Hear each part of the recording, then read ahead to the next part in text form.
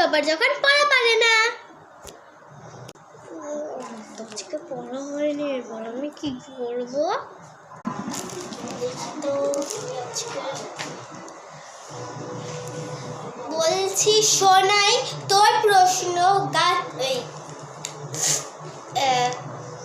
যৌগিক পত্র কি, সরি যৌগিক পাতা কাকে বলে এটা বল তুই।